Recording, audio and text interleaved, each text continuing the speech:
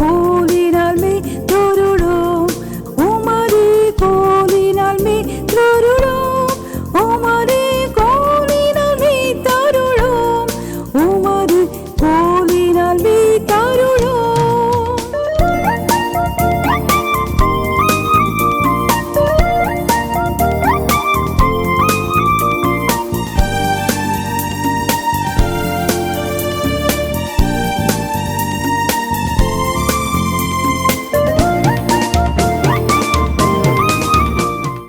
நூற்றி மூன்றாம் சங்கீதம் முதல் 5 வசனங்களை நம்ம வாசிக்க கேட்போம். யாராவது ஒரு வாசிங்க. என் ஆத்துமாவே கர்த்தரை ஸ்தோத்திரி. எல்லாம் சேர்ந்து சொல்லலாம். என் ஆத்துமாவே கர்த்தரை ஸ்தோத்திரி, என் முழு உள்ளமே அவருடைய பரிசுத்த நாமத்தை ஸ்தோத்திரி. என் ஆத்துமாவே கர்த்தரை ஸ்தோத்திரி, அவர் செய்த சகல உபகாரங்களையும் மறவாதே. அவர் செய்த சகல உபகாரங்களையும் மறவாதே. அவர் உன் அக்கிரமங்களை எல்லாம் மன்னித்து, உன் அக்கிரமங்களை எல்லாம் மன்னித்து, நோய்கள் எல்லாம் குணமாக்கி, உன் பிராணனை அழிவுக்கு விலக்கி மீட்டு, உன்னை கிருபையினால் இரக்கங்களினால் முடிசூட்டி, பல கிருபையினால இரக்கங்களினாலும் முடிசூட்டி, நன்மையினால் உன் வாயை திருப்தியாக்குகிறார். கழுகுக்கு சமானமாய் உன் வயது திரும்ப வாழ வயது போலாகிறது. கழுகுக்கு சமானமாய் உன் வயது திரும்ப வாழ வயது போல் ஆகிறது. இதுல என்னங்க புதுசு, இதெல்லாம் எங்களுக்கு தெரிஞ்ச சங்கீதம் தானே அப்படின்னா, நான் தமிழ்லையும் படிச்சிருக்கேன், ஆங்கிலத்தில் படித்திருக்கிறேன்.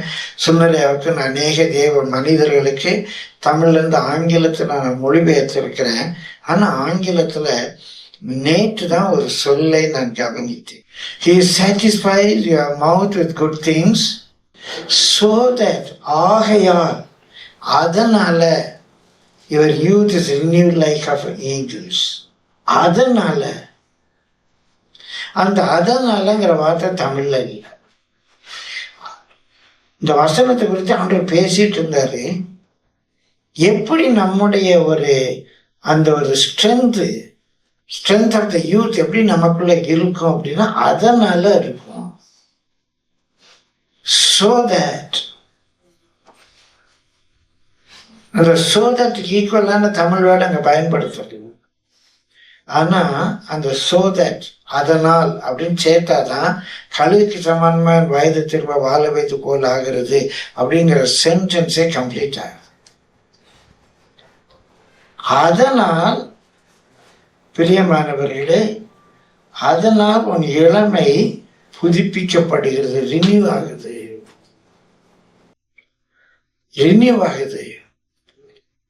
அதனால் உன் இளமை புதுப்பிக்கப்படுகிறது. So that your youth is renewed.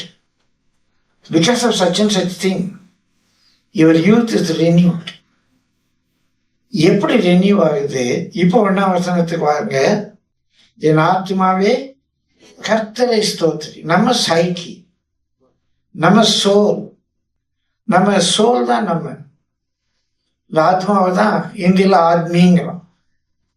Aadmi, soul தான் மனுஷன். அந்த ஆத்மாவோட இவரே பேசுறார். தன் மனதோடு கூட அவரே பேசுறார். நிறைய வேலை அப்படி நடக்கும். நாமே நம்ம கூட பேசுவோம். பயப்படாத, ஆண்டவர் பார்த்துக்குவாரு, ஏன் கலங்குற, ஆண்டவர் நடத்துவாரு. நாம நம்மகிட்டயே பேசுவோம். அதே போல இங்க தாவீது தன்னோட கூட பேசுறாரு. ஆத்மாவே, என் சோலே, நீ இருக்கிறவரை ஸ்தோத்திரம் பண்ணு. நல்லா பிரைஸ் பண்ணு. அவர் இருக்கிறவராகவே இருக்கிறார்ல. என் ஆத்மாவே கர்த்தரை ஸ்தோத்திரி, என் முழு உள்ள அவருடைய பரிசுத்த நாமத்தை ஸ்தோத்திரி. இந்த முழு உள்ளம் என்றல்ல, all that is within me. எனக்குள்ள என்னெல்லாம் இருக்கு சொல்லுங்க?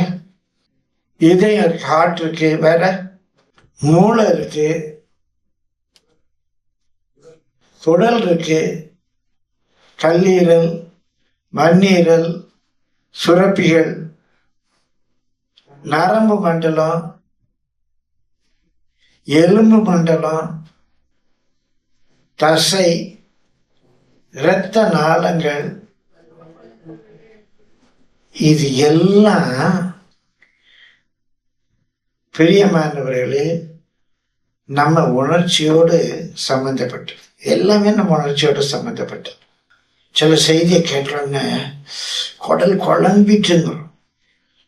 குடல் எதுவும் நடக்கு, குடல் குழம்பிட்டு. சில நியூஸை கேட்டோன்னையோ பயத்தை புரட்டு சொல்கிறோமா இல்லையா? அப்போ அந்த செய்தி பயத்துக்குள்ள என்னவோ பண்ணுது. நெஞ்சு அதை கேட்டாலும் நெஞ்சு படப்படாங்குது, நெஞ்சு படப்படாங்குது. அப்போ அங்கே ஹார்ட்ல என்னமோ நடக்குது.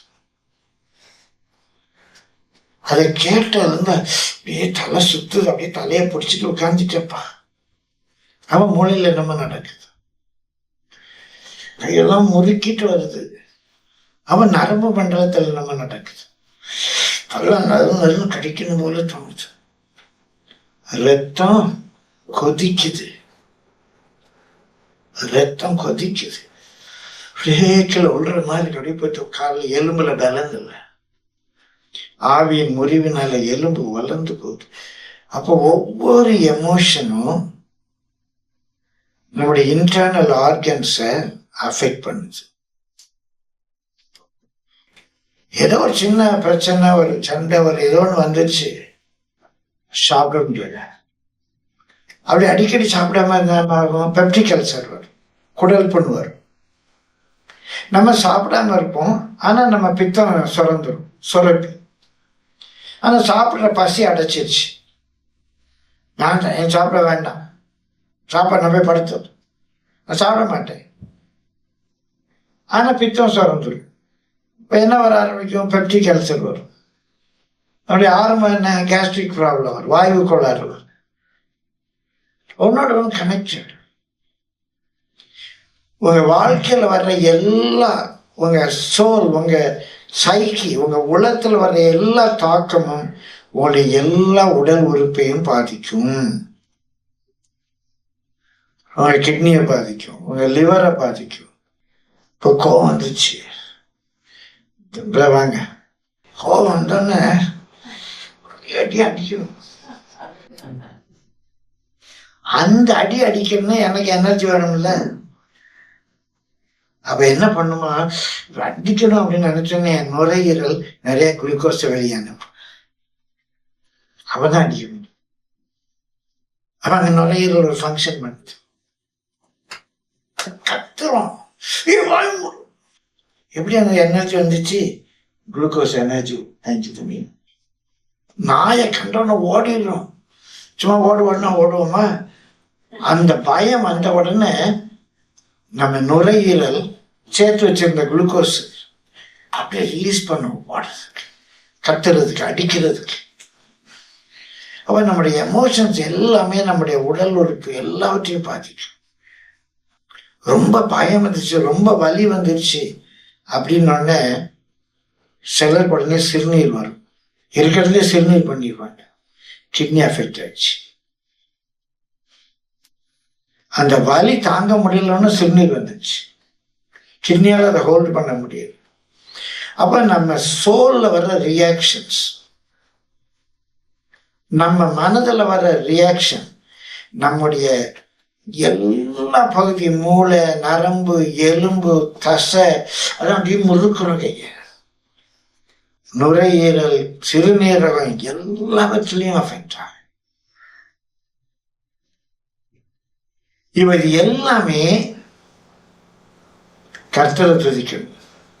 என் ஹார்ட் கர்த்தரை துதிக்கும். என் குடல் குழம்பல, எந்த காலத்திலும் எந்த நேரத்திலும் கர்த்தரை துதிக்குது.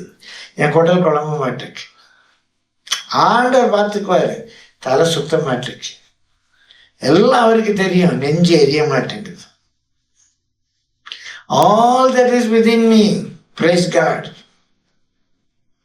நுரையீரல் கர்த்தரை துதிக்கட்டும், ஹார்ட் கர்த்தரை துதிக்கட்டும், நரம்பு மண்டலம் துதிக்கட்டும். அதனால துர்ச்செய்தியை கேட்பதுனால நீதிமான் என்ன செய்ய மாட்டான்? கலங்க மாட்டான். நீதிமான் இந்த துர்ச்செய்தியை கேட்டு இன்னொருத்த என்ன செய்வான்? கலங்கிடுவான். ஐயோ என்ன பண்ண? ஆண்டவர் பார்த்துக்காரு. என்ன அருமையா இருக்கு பாருங்க. என் சோல் இருக்கிறப்பா அவரை ஸ்தோத்திரம் வேணும். All that is within me கர்த்தரை ஸ்தோத்ரி. வாசிங்க. என் ஆத்துமாவே கர்த்தரை ஸ்தோத்ரி, என் முழு உள்ளமே அவருடைய பரிசுத்த நாமத்தை ஸ்தோத்ரி. என் ஆத்துமாவே கர்த்தரை ஸ்தோத்ரி, அவர் செய்த சகல உபகாரங்களையும் மறவாதே. அவர் செய்த சகல உபகாரங்களையும் பெனிஃபிட்ஸ் மறவாது. நம்ம எல்லாம் புரோட்டான் பிலீவர் அப்படின்னு ஒருத்தர் சொல்லுவார். அப்பப்பதான் பிலீவர். இவங்க இருக்க மாட்டேன் கேட்போம்.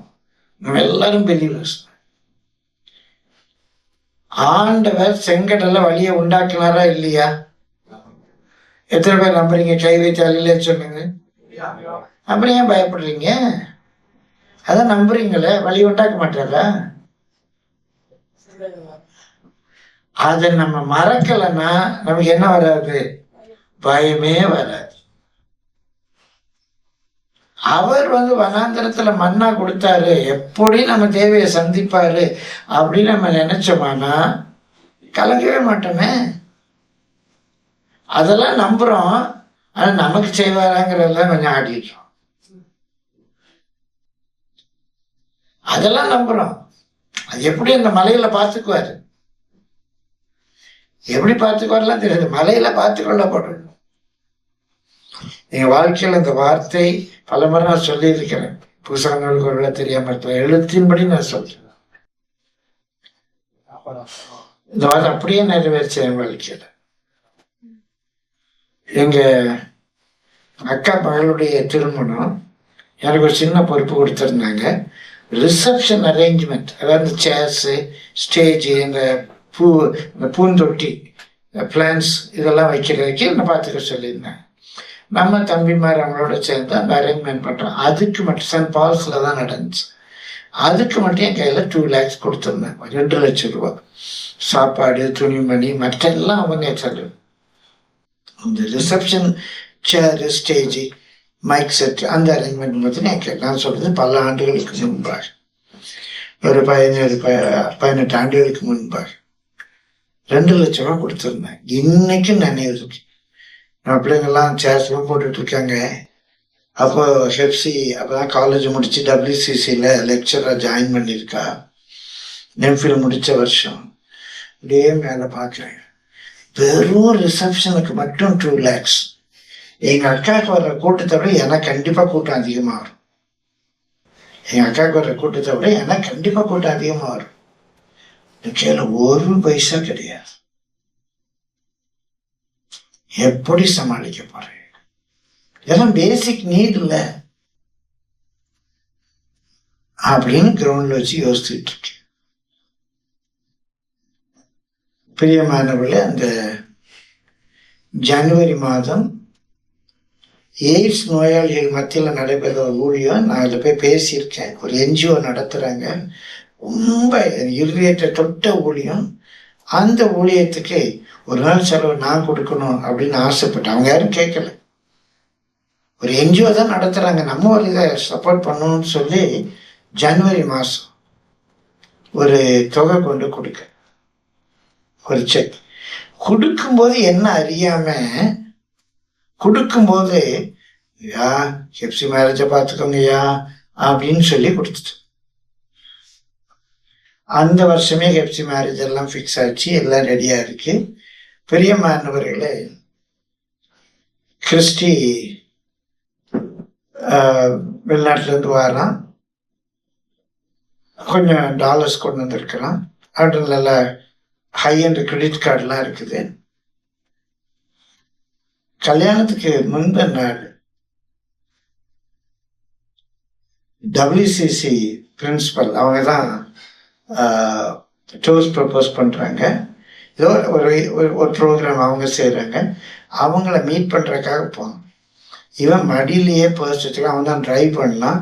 பர்ஸ் எங்கேயோ வழியில் விழுந்துச்சு. அவ்வளோ டாலர்ஸோட கிரெடிட் கார்டோட பர்ஸ் வழியில் விழுந்துச்சு. அந்த லாஸ்ட் ஹோப்பும் போயிடுச்சு. அதே காலகட்டத்தில் இந்த பிரைடல் ஷவர்னு சொல்லி நம்ம சபை விசுவாசிகள் எல்லாம் சேர்ந்து வீக்கெண்டில் ஒரு மீட்டிங் வச்சுருந்தோம். என்னுடைய ஃப்ரெண்டு பாஸ்டர் பிரபாகர் அமெரிக்காவிலேருந்து வந்திருந்தார். அவர் தான் அன்னைக்கு பேசினார். அவர் பேசும்போது கர்த்தர் கொடுத்த வார்த்தை, மலையில் பார்த்து கொள்ளப்படும். It shall be seen on the mountain. மலையில் பார்த்து கொள்ள, அப்படியே என்கிட்டயே பேசுகிற மாதிரி இருக்கு. லிட்ரலாக ஜீரோ, இருந்த சோர்ஸும் காணாமல் போயிடுச்சு.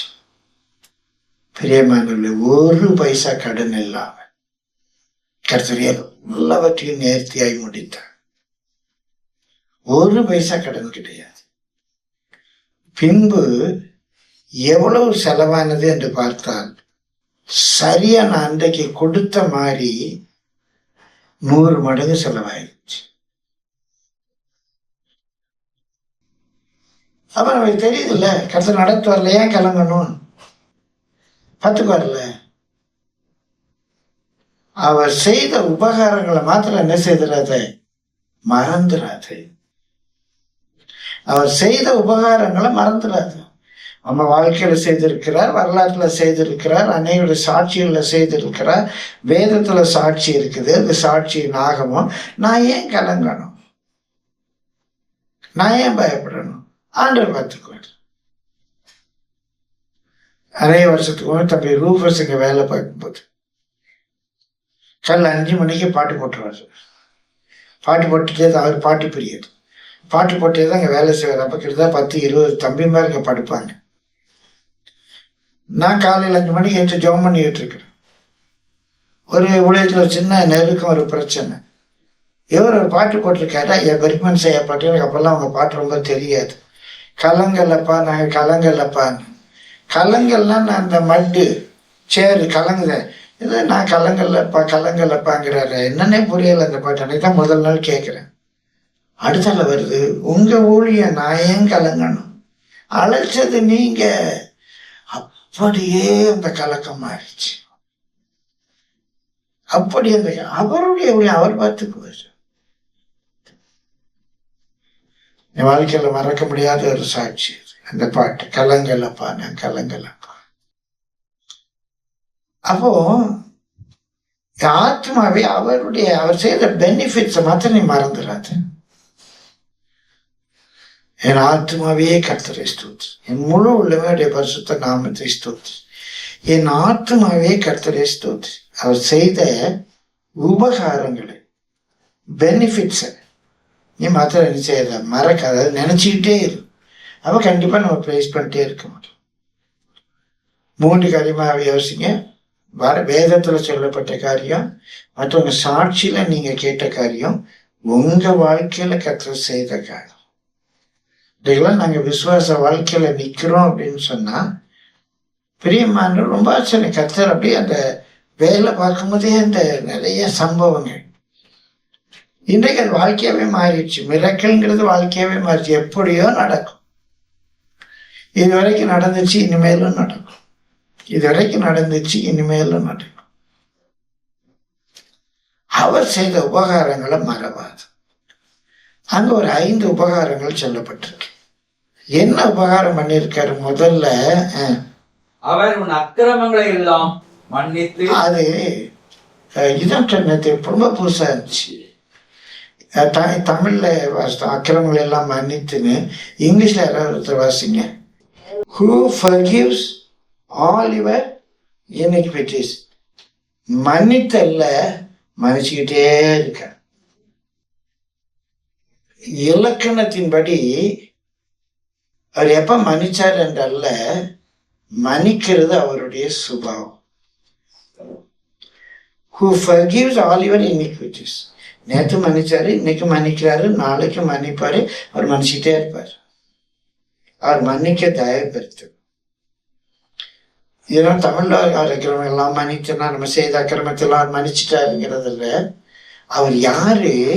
நம்ம அக்கிரமங்களை மன்னிச்சுக்கிட்டே இருக்கிறார். இப்போ யாருங்க அந்த பெல் அடிப்பாங்க? பியூன் ரிங்ஸ் த பெல் அப்படிம்பாங்க இங்கிலீஷ்க்கு. அந்த நேரத்துல பியூன் அடிக்க மாட்டான். இந்த பெல் அடிக்கிற வேலை யார் வேலை? பியூனோட வேலை. நம்ம ஆசீர்வதிக்கிற வேலை தேவனுடைய வேலை. நம்ம அக்கிரமங்களை மன்னிக்கிற வேலை தேவனுடைய வேலை. who forgives. It's not that he has forgiven.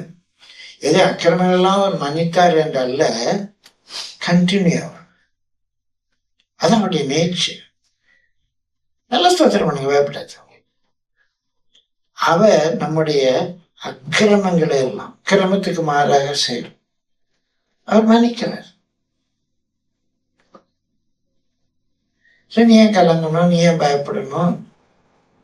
So all that is within, எனக்குள்ள இருக்கிற எலும்பு மண்டலம், நரம்பு மண்டலம், கிட்னி, ஹார்ட்டு, லங்ஸ் எல்லாம் என்ன செய்யணும்? அவரை சோதனை பண்ணட்டும். நான் மன்னிப்பு கேட்டால் கண்டிப்பா மன்னிக்கிறார். அவர் அக்கிரமங்களை எல்லாம் மன்னிச்சுட்டே இருக்கார். வெறும் பாவம் பாதகம் மாத்திரமல்ல, சின்ன சின்ன பிழை இருந்தா கூட, ஆண்டவரே நான் தப்பு பண்ணிட்டேன் அப்படின்னா மன்னிக்க அவர் தயை வெறுத்து இருக்கிறார். ஸோ ஆத்மாவினை கர்த்தரை ஸ்தோத்திரம் பண்ணு. அவர் செய்த பெனிஃபிட்ஸ் என்ன செய்கிறாத? மறந்துடாத. அவர் உன் அக்கிரமங்களை he forgives all your iniquities. சின்ன சின்ன தப்பு கிரமத்துக்கு மாற செஞ்சிட்டோம், பிந்தி போறோம். ஐயோ ஆண்டவரே எனக்கு மன்னி ஆண்டவரே. கர்த்தர் மன்னிக்க தயை பெருத்திருக்க. அவர் அக்கிரமங்கள் எல்லாம் மன்னித்து, ரெண்டாவது என்ன இருக்கு? நோய்க்கும் வியாதிக்கும் ஒரு வித்தியாசம் உண்டு. யாராவது சொல்ல முடியுமா? டிசீஸ் அப்படின்னா ஒரு டிஸ்கம்ஃபர்ட். கரெக்டா சொன்ன, டிஸ்ஈஸ் அது வியாதி தான். தலை சுத்துது, படபடங்குது, எதுவுமே செய்ய முடியல, கைகள்லாம் விழுந்து போற மாதிரி இருக்குது, ஏதோ ஒரு டிப்ரெஷன் மாதிரி இருக்கு, என்ன பண்ணன்னு தெரியல. அதான் டிசீஸ். அது 3 காரணங்களால டிசீஸ் வரும். ஒண்ணு சிக்னஸ் வரும், சரீரத்தில் ஏதோ ஒரு வியாதி பலவீனம். will be diseased. ஈஸியா இருக்க முடியாது. இன்னொன்று மென்டல் ப்ராப்ளம், மன உளைச்சல், டிப்ரெஷன், அப்ரெஷன், சப்ரெஷன், டென்ஷன். என்ன பண்றதுன்னு தெரியல. எல்லாம் நல்லா தான் இருக்கு. நான் போறப்பதான் அவருக்கு தான்ப்பா தெரியும், யாருக்கும் புரியாது. டிசீஸ். அவ என்னுடைய எல்லா டிஸ்கம்ஃபர்ட், அசௌரியம், சௌக்கியம் இல்லை. எங்க ஊர்ல எல்லாம் பொதுவாக பார்த்து கேட்பேன், ஏன்னா சௌக்கியமா இருக்கல? அதாங்க சௌக்கியமா இல்லாததுக்கு பேர் தாங்க டிசீஸ். சௌக்கியமா இருக்கல, நல்ல தமிழ்ல நலமா இருக்கலாம், சௌக்கியமா இருக்க. அலங்கத்துக்குள்ள சௌக்கியம் இருக்கும். அவர் என்னுடைய அசௌக்கியத்தை எல்லாம் நீக்கிறார். என் நோய்களை குணமாக்கி. அப்படின்னா ஏதோ தலைவலி, பல்வலி, பரம்பரையா வந்த வியாதி, அதுல இருந்து எனக்கு அவர் சுகம் கொடுக்கறது மாத்திரமல்ல, என்னென்ன காரியத்துல நான் டிஸ்கம்ஃபர்டா இருக்கணும், அசௌரியமா இருக்கணும், சௌரியம் இல்லாம இருக்கணும், அதுல இருந்து என்ன குணமாக்குறது. குணமாக்குறதுன்னா என்ன அர்த்தம்?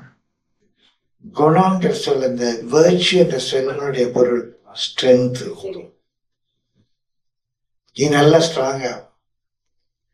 அவர் நோய்களை எல்லாம் குணமாக்கி. அப்படின்னா இந்த டிப்ரெஷன், அப்ரெஷன், சப்ரெஷன் என்ன சொன்னா இருந்தாலும் சரி, எல்லாத்தையும் நீக்கி என்னோட ஸ்ட்ராங் ஆயிட்டு குணசாலி ஆக்கி. அதான் குணப்படுத்து. என்ன அருமையான வார்த்தை இல்லை? முதலாவது அவ நம்முடைய அக்கிரமங்களை மன்னிக்கிறாரு. ரெண்டாவது அசௌரியங்கள், சௌக்கியம் இல்லாம இருக்கிறது, டிசீஸ்டா இருக்குது, அதுல இருந்து நம்ம ஸ்ட்ராங் ஆக்குறார். ஆத்மா கர்த்தரை ஸ்தோத்திரி. ஏன் கலங்குற? ஏன் எனக்குள்ள தேங்குகிற? பிரியமானவர்களே, நம்ம கலங்குவது பார்த்து யாருக்குமே இல்லாத கஷ்டம் எனக்கும். யாருக்குமே இல்லாத கஷ்டம் வந்திருக்கோ அவங்க வாழ்க்கையில தான் பெரிய அற்புதம் நடக்கும். எல்லாருக்கும் இருக்கிற கஷ்டம். இப்போ உதாரணம் வச்சுக்கோங்களேன், ஆபிரகாமுக்கு கல்யாணம் ஆயிடுது, 40 வயசுல கல்யாணம் ஆச்சு. ஒரு 40-45 வயசுல அவனுக்கு ஒரு பையன் பிறந்துட்டான். அவனை பத்தி பைபிள் எழுதியிருப்பாங்களாங்க. 40 வயசுல அவனுக்கு கல்யாணம் ஆச்சு. கல்யாணம் ஆகி அவனுக்கு பிள்ளை பிறந்துச்சு. பைபிள் எழுதிருக்கோம், கதையே வந்திருக்காது. 75 வயசுல அவர் ப்ராமிஸ் கொடுக்காரு, ஒன்றும் நடக்கலை. 85 வயசுல ஆகாரம் சேர்த்துக்கிறான், அவனுக்கு சாகரால் மூலமா குழந்தை பிறக்கலை. இப்போ 100 வயசு ஆகி போச்சு, அவனுக்கு ஆண்மை இழந்துச்சு.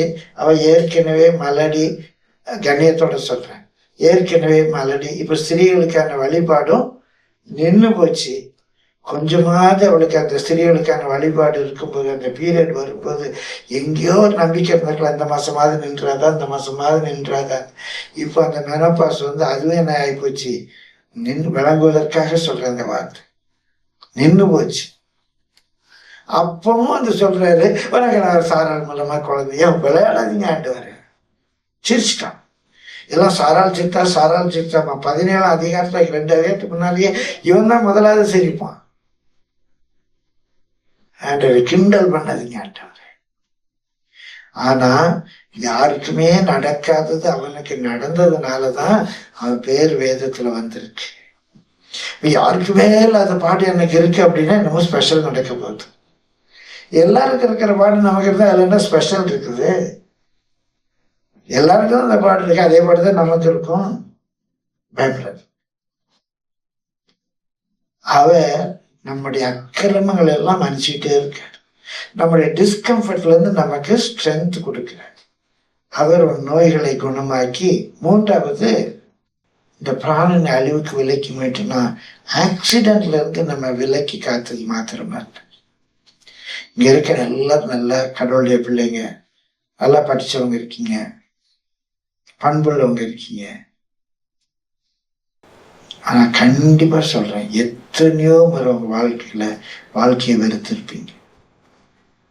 ஆண்டவரே எனக்கு இந்த வாழ்க்கை வேண்டாயா, அட்லீஸ்ட் ஆண்டவரையா ஜெபம் பண்ணிருப்பீங்க, ஆண்டவரேன்னு எடுத்துக்கொள்றாங்க, இதுக்கு மேல என்னால பாடுபட முடியாது. ஆனாலும் நம்முடைய உயிர் அழிந்து போகாமல் இதுவரைக்கும் அவர் காத்திருக்கிறார். ஒருவேளை நம்மள சிலர் தற்கொலை பண்ண கூட நினைச்சிருக்கலாம். இல்ல தற்கொலை பாவம், ஆண்டவரே எடுத்துக்கோ ஆண்டவரே கதறி இருக்கு. ஆனா அப்படிப்பட்ட ஒரு முடிவு வராம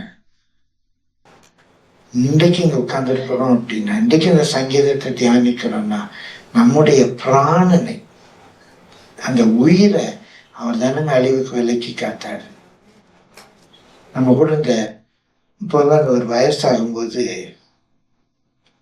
நம்ம கூட எத்தனையோ பேர், நம்ம கிளாஸ்மேட்ஸ், நம்ம சேர்ச்சில் இருந்தவங்க, நம்மோட வயதுல குறைவானவங்க எத்தனையோ பேர் இல்லாம போயிட்டாங்க.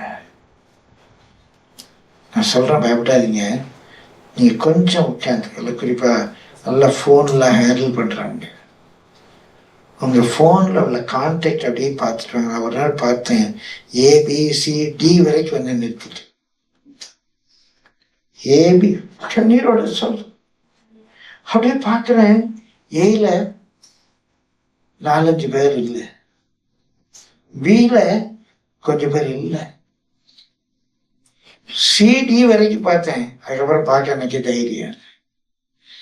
என் கூட இருந்த எத்தனையோ பேர் இன்றைக்கு இல்லை. தான் துணையென நயன்துரை சொன்னவர் விட்டுட்டு போயிட்டாங்க. உறவுகள், நண்பர்கள், நம்முடைய பிராணன் ஏனோ அழிவுக்கு விலைக்கு காத்திருக்கார். பிராணன் என்பது உயிர், பிராணவாயு, பிராணன். ஏதோ ஒரு நோக்கம். எத்தனை ஆபத்து விபத்து வந்தது. இன்றைக்கு இந்த இடத்துல நம்ம இருக்கிறது மிராக்கிள் தானே. 2 ஹார்ட் அட்டாக். ஒரு தடவை 98% சொன்னாங்க, அடுத்த தடவை 99% சொன்னாங்க. இன்னும் நான் எப்படி உயிரோட இருக்கேன்? கிருபை தானே. இங்க எல்லாருடைய வாழ்க்கையில் அப்படி வரும். ஹார்ட் அட்டாக் இல்லை, ஹெப்சிமா பிறந்த புதுசுல ஜுரம் வந்து 108 டிகிரி. ஒரு சொட்டு மருந்து கிடையாது. ஆண்டவர் சுகமாக்கலையா? பிராணனை அழிவுக்கு விலைக்கு மீட்கலையா? எத்தனை ஆபத்து விபத்து மோசங்களுக்கு விலைக்கு காத்திருக்காரு. இத நினைக்கும் போது உங்க ஆத்மா அவரை பிரேஸ் பண்ணணும். இன்னைக்கு காத்துட்டே வர இன்னைக்கு சுத்தமான கூப்பிட்டு அது வரைக்கும் அவர் தானே எனக்கு பாதுகாத்துட்டு வர்றாரு. அக்கிரமத்தை மன்னிக்கிறாரு. என்னுடைய டிசீஸ், என்னுடைய நோய் குணமாக்குறார், ஸ்ட்ராங் ஆக்குறார். என்ன என் பிராணனை அழிவுக்கு விலைக்கு மீட்கிறார். 4வது வாசிங்க. கிருபையினாலும் இரக்கங்களினாலும் முடிசூட்டி. கிருபை என்பது என்னால முடியாததை என்னை கொண்டு அவர் செய்ய வைப்பார். இப்ப சாதாரண வச்சுக்கோங்களேன், நல்ல பைபிள் தெரியுது, ரைட். நல்ல பிரசங்கம் ஆயத்தப்படுத்திட்டேன், ரைட். நல்ல பேச்சாற்றல் இருக்கு, ரைட். ஒரு 50 வருஷத்துக்கு மேல பிரசங்கம் பண்ணிடலாம், ரைட். எல்லாமே என்கிட்ட இருக்கு. நீங்க ஒரு பல்வலி வந்தாங்க நிற்க முடியுமா என்னால? ஒரு சின்ன பல்வலி வரட்டும், என் நாலேஜ் ஹெல்ப் பண்ணுமா? எனக்கு இருக்கிற டேலண்ட் ஹெல்ப் பண்ணுமா? நான் 10ஆம் படிக்கும் போதுலேருந்து பேசுறேங்க, மேடை பேச்சு. அது ஹெல்ப் பண்ணுமா என்ன? இன்றைக்கு நான் ஒரு செய்தி கொடுக்க வேண்டும் என்றாலும் கிருபை தான். நிற்பதும் கிருபை, நிர்மூலம் ஆகாமல் இருப்பதும் கிருபை. என் தாமத்திட்டால முடியும்னு யாருமே சொல்ல முடியாது.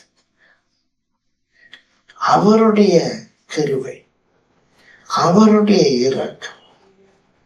கிருபையினாலும் இரக்கத்தினாலும் he counts. அந்த முடி சுட்டுறது அப்படின்னா நம்ம எனேபிள் பண்றார், செய்ய வைக்க, ராஜா வைக்கிட்டார், பேச வைக்கிறார். சிலவேளை அது நெருக்கமா இருக்கும். தலைமையா சொல்றேன்,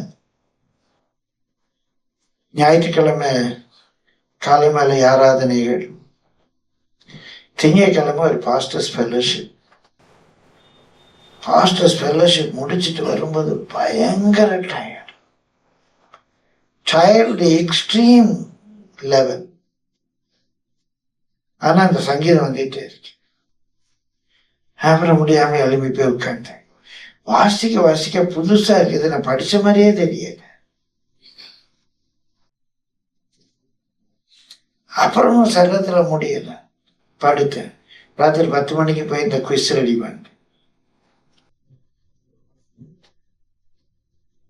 கிருபையினால இரக்கத்தினால் அவர் என்ன செய்யறார்? நம்ம அவர் விரும்புறதை நம்மை கொண்டு செய்ய வைக்கிறார்.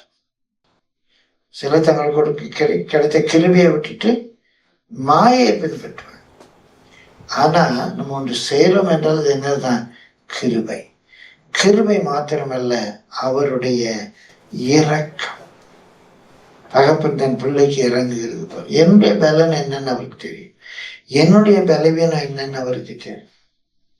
எனக்கு எப்படிப்பட்ட ஆள் உதவி வேணும், எப்படிப்பட்ட பண உதவி வேணும், எப்படிப்பட்ட ஒத்தாசை வேணும். அருமையான தம்பிமார், இதை மேல அரேஞ்ச் பண்ணுவோம் அப்படின்னு இவ்வளோ சிரமம், ரொம்ப வில்லிங்க. அதான் அவர் எனக்கு கொடுக்குற இரக்கம். எனக்கு ஒரு ஆலோசனை தர்றாரு, அதை நிறைவேற்ற உதவி ஒத்தாசைகளையும் தர்றாரு. எனக்கு மாத்திரம் நம்ம எல்லாருக்கும் ஆண்டு நல்லா ஸ்தோத்திரம் பண்ணீங்க. அவரும் அக்கிரமங்களை மன்னிச்சுக்கிட்டே இருக்காரு, உங்க நோய்களை குணமாக்கிட்டே இருக்காரு. அவர் உங்க பிராணனை அழிவுக்கு விலைக்கு மீட்டுக்கிட்டே இருக்கார், கண்டினியூஸா செய்யறாரு. உங்களை கிருபையினாலும் இரக்கங்களினாலும் முடி சுற்றார். 5வது குறிப்பு தான் ரொம்ப ரொம்ப முக்கியமான குறிப்பு. நன்மையினால் உன் வாயை திருப்தி ஆக்குகிறார். அது மூல மொழியில் அப்படி இல்லவே இல்லை. அங்க என்ன இருக்குங்கிறத யாராலும் மொழிபெயர்க்க முடியாது. அந்த பயன்படுத்தப்பட்ட வார்த்தை உன்னுடைய தோற்றத்தை, உன்னுடைய அவுட்ஃபிட், நம்ம ட்ரெஸ் எல்லாம் போடுறோம் இல்லையா, பிரைடல் அவுட்ஃபிட். பிரைடுக்குன்னு ஒரு ட்ரெஸ் இருக்கு, ஒரு ஜட்ஜுக்குன்னு ஒரு ட்ரெஸ் இருக்கு, டாக்டருக்குன்னு ஒரு ட்ரெஸ் இருக்கு, இப்போ கேத்தலிக்ல அந்த ஃபாதருக்குன்னு ஒரு ட்ரெஸ் இருக்கு. அதான் நம்முடைய அவுட்ஃபிட்னு சொல்லுவாங்க. நான் உள்ள இருக்கிறேன், என்னுடைய அவுட்ஃபிட். பிரைடுக்குன்னு ஒரு ட்ரெஸ், பிரைடல் அவுட்ஃபிட் அப்படின்னா அந்த சொல்லு தான் அங்கே பயன்படுத்தி இருக்காரு. உன் அவுட்ஃபிட்டை நன்மையினால திருப்தி ஆக்குவேன்னு இருக்காரு. எப்படிங்க சொல்றது? ஒரு மொழிபெயர்ப்புல உன்னுடைய ஆபரணத்தைன்னு இருக்கு, யுவர் ஆர்னமெண்ட்ஸ், அப்படின்னு இருக்கு. ஒரு இதுல உன்னுடைய டிசையர், உன்னுடைய விருப்பத்தைன்னு இருக்கு. ஒரு இதுல உன்னுடைய வயசுன்னு இருக்கு.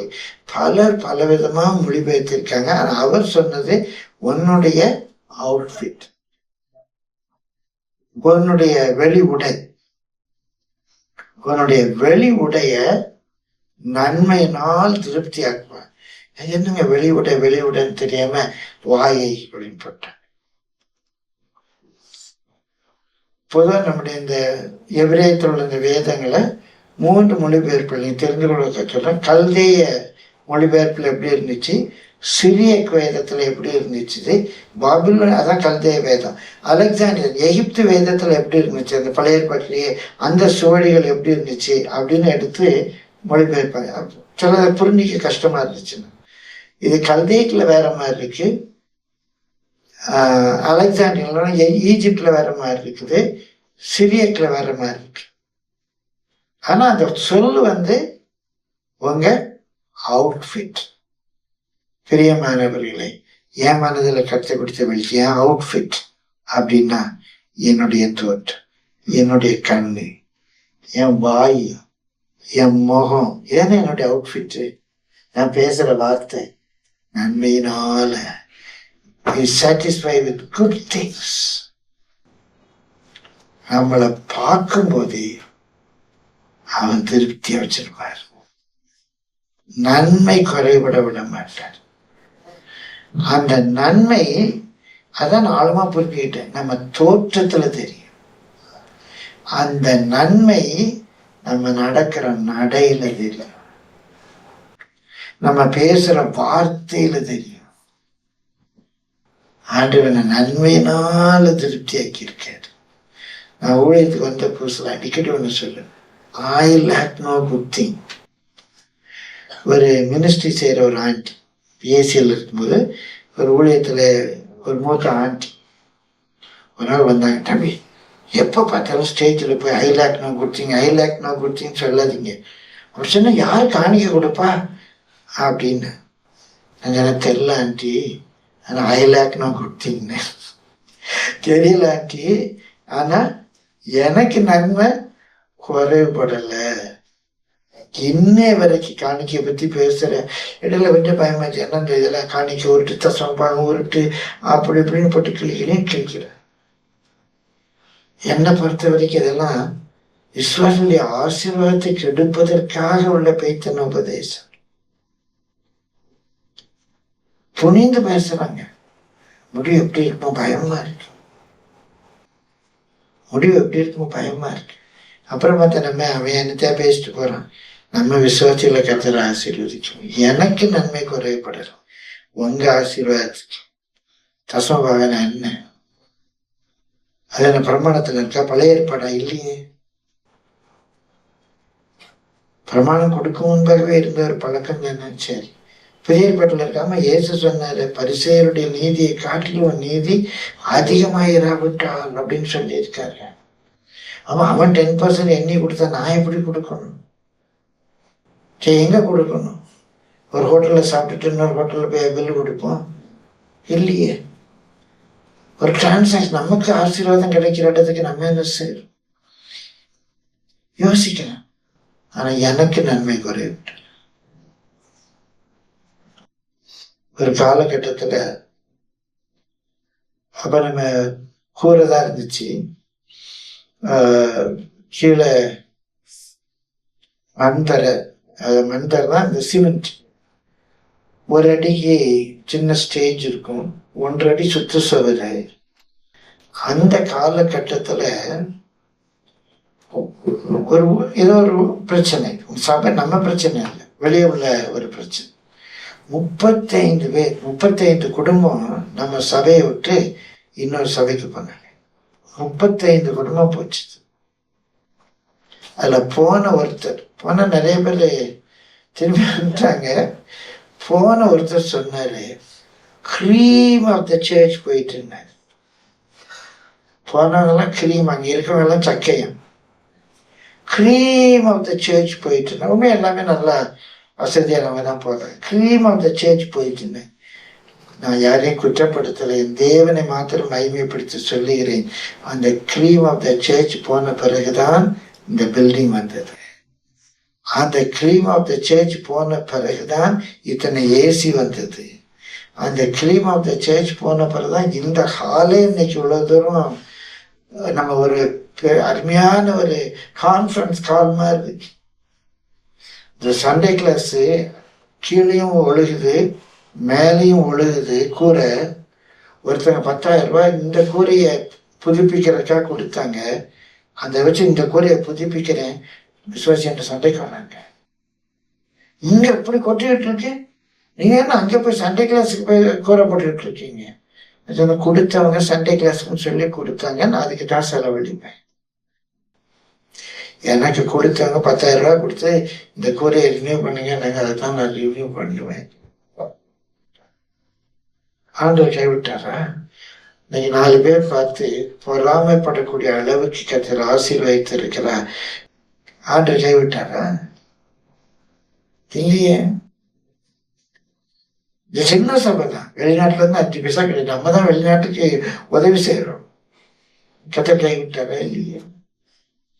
நம்முடைய அவுட்ஃபிட்ட நன்மையினால் திருப்தியாக்குவார். கரங்களை பற்றி கற்றுக்கொள்ள நம்முடைய அவுட்ஃபிட்டை, அதான் லிட்டரலா அங்க சொல்லியிருக்கு. அது வாய், கண்ணு, மூக்கு, ட்ரெஸ்ஸு, உங்க முக ஜாடை எல்லாம் வச்சுக்கணும்.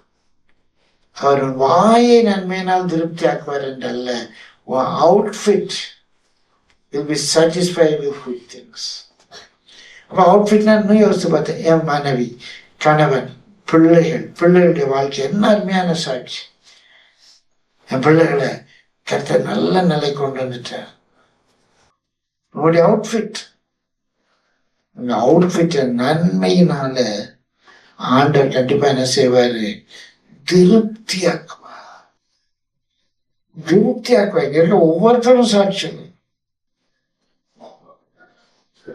ஒவ்வொருத்தரும் சாட்சி. ரூஃபஸ் எடுத்துக்கோங்க, ஒரு அவுட்ஃபிட் எவ்வளவு நன்மையினால திருப்தி ஆக்கிறோம். ஒவ்வொருத்தருடைய வாழ்க்கையிலும் எடுத்துக்க, ஒவ்வொருத்தரும் பேர் சொல்லு. அந்த வசனங்கள் ரொம்ப வித்தியாசமா இருந்துச்சு. வாயை நன்மையினால் திருப்தி ஆக்குறது என்றல்ல, என்னுடைய அவுட்ஃபிட் நன்மையினால திருப்தி ஆக்குகிறார். இப்ப ஆத்மா பார்த்து சொல்லுங்க, ஏன் கலங்குற, நீ ஏன் எனக்கு தேங்குற? ஏன்னா தப்புனாலும் ஆண்டவர் மன்னிக்கிறாரு. உன்னுடைய டிஸ்கம்ஃபர்ட் எல்லாம் அவர் மாத்துறாரு. உன் பிராணனை அழிவுக்கு விலைக்கு மீட்டுக்கிறாரு. கிருபையினாலும் நன்மையினாலும் உன்னை முடிச்சு விட்டு இருக்கிறாரு. உன் அவுட்ஃபிட்ட நன்மையினால திருப்தி ஆக்குறாரு. இதெல்லாம் செய்யும் போது நீ ஆண்டவர் பார்த்து ஸ்தோத்திரம் ஸ்தோத்திரம் ஸ்தோத்திரம் சொல்லி முழு இதயத்தோட, மூளையோட, ஹார்ட்டோட, நரம்பு மண்டலம் எல்லாம் சேர்த்து நல்ல சந்தோஷமா ஸ்தோத்திரம் ஸ்தோத்திரம் சொன்னாங்கதான் இதுக்குள்ள செய்திக்குரிய ரகசியம். அப்படி நீ ஸ்தோத்திரம் பண்ண ஆரம்பித்தால் உன் இளமை திரும்பி வர ஆரம்பித்து விடும். கடமை தட்டி எப்படி வரும்? கழுகுக்கு என்ன பவர் இருக்கும், கழுகுக்கு என்ன பவர் இருக்கு, எப்படி சட்டி அடிச்சு மேல பறக்குதோ அதே மாதிரி நீ நடந்தாலும் இழப்படைய மாட்டாய், ஓடினாலும் சோர்ந்து போக மாட்டாய். நீ மாத்திரம் அந்த 5 காரியங்களை நினைச்சு கர்த்தரை ஸ்தோத்திரம் பண்ண ஆரம்பி. so that you'll get back your youth. கழுகுக்கு சமானமாய் உன் வயது திரும்ப வாழ வயது ஆகுது அல்ல, you will be renewed. புதுப்பிக்கப்படுவேன், புத்துயிர் வருவேன், புத்துணர்ச்சி வருவேன். Like an eagle. எப்போ இந்த சைக்கி, இந்த சோல் உள்ள எல்லா பார்ட்ஸோட, போல மூளை, நரம்பு மண்டலம், ஹார்ட், லங்ஸ் எல்லாம் சேர்ந்து அவரை ஸ்தோத்திரிக்க ஆரம்பிச்சதுன்னா பெரியமான so that அதனால் கண்டிப்பா your strength will be renewed. உன்னுடைய பலம் புதுப்பிக்கப்படும். நீ ரினியூ ஆக